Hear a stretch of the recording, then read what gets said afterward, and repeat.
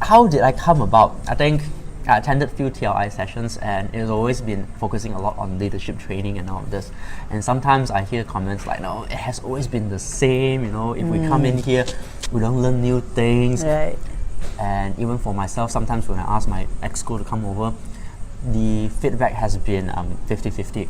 So I was thinking, is there any way that I can contribute in such a way that if I really benefited from this program, I wish more people would know about this program and they would benefit as well. And I had never got this idea of running as a TLI chair. So everything happens for a reason. I think last year I lost a great friend, and then because of the loss, a lot of us tried to fit into a big shoe. We realized that there's no one who can replace another person. You're talking about Sean Narcis, right? Sean, Yeah. But I think as a group, without anyone telling us, I think every one of us pick up something, and we said we're going to contribute on this part, you're going to contribute on that part, and together we will continue whatever he started. Ruben took the challenge to run for district director. I took on the challenge to become a TLI chair. Sandy, Pranika, they became finance manager, administrative manager. Amran became the area director. Gerald became the division PR. So every one of us who went on to TLI with Sean last year eventually become part of the leader in. So just like sort of like volunteering to step in, kind of thing, and everything just sort of like fall into place.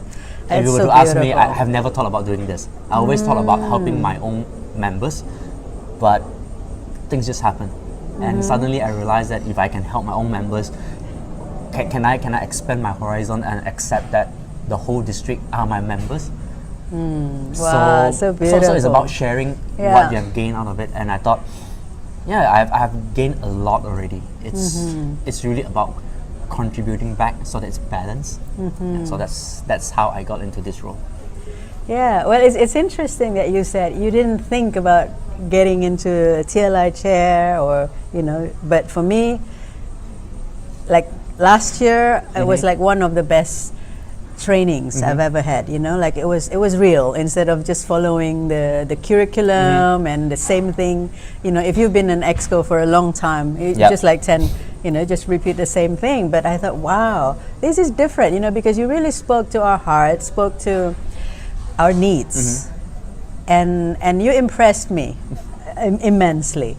So to me, it's actually not a surprise. It's almost like a natural progression to become a TLI chair, and I'm so glad you came back. And I think you expanded the whole thing. So, and I heard that you prepare different trainings for every division. So that's a lot of work, and I really admire that. Thank you. I think I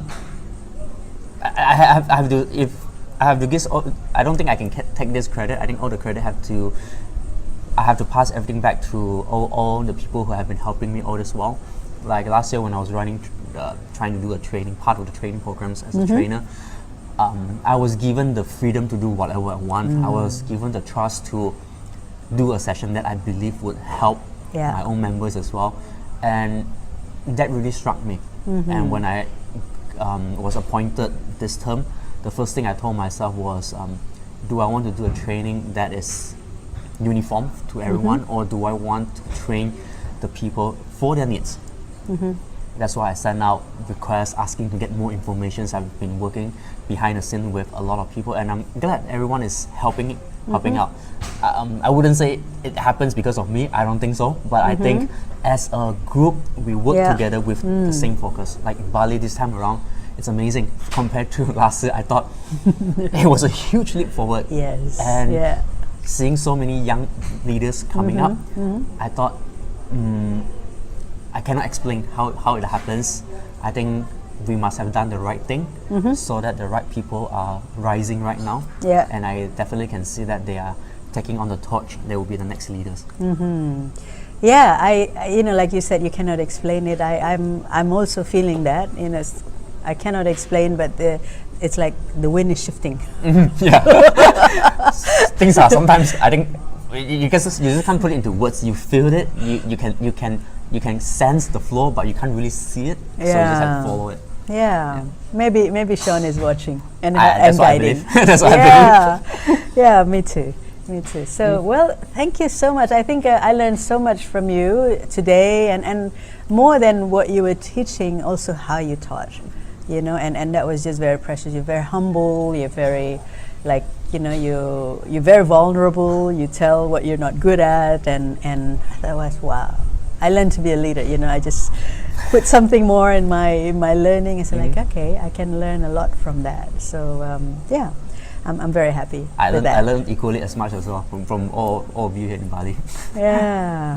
Okay, so well, if you have any last words, you can give to either new Toastmasters or who's just starting or curious about leadership in Toastmasters, what would you say? I think just stop thinking and start following your heart, because even till now I cannot explain what leads me here. But one thing I really believe in is, if I'm fearful of something, I just have to move to that direction, because there must be a reason that I'm very fearful of. Yeah. And usually what we are fearful of is not something that we are incapable of, but we are fearful of doing things that might exceed our own expectation. And sometimes I believe we are fearful because we might become someone that we would not even have ever imagined. And what makes us fearful would be the extra responsibility and the extra burden or baggage that we think might come with us. And maybe being also more scrutinized. Correct. But I think no one is here to put it on the lens. I think we are judging ourselves too much. So if we take that step forward, eventually the right pieces would just fall in the right places, and we will be able to do so much thing that is beyond our own expectation. And you don't need to try to inspire someone. You just do what you are supposed to do, and without you knowing, you would become inspiration to someone else. Wow, these are such wise words. Yeah. And how old are you again? 32. I thought you were like about 25 or something like that. Oh, okay, that is the best thing I take away, 35. Well, Alan, thank you so much Thank for you, making Miranda. the time and for sharing so candidly and just like how it is, and hope like others who listen to this will also gain some wisdom or get inspired by this, and just like you said, just do it, right? Move towards whatever you're afraid of. Yep. Yeah. Just and that's move the best advice I heard today. Thank you again. Thank you very much. Yeah, and come back. I'll definitely come back. And stay longer next time. Yep. Yeah, so there we are, viewers, and you see in the back, there's some view there. Actually, we're in the golf course in Sanur, and I'm just very lucky that we have a little bit of time because Alan is leaving very early tomorrow. So we have this chance to chat with him, and that's it for tonight until we meet our next Inspiring Toastmasters. Thank you for watching. I'm Miranda from Magical-Bali TV.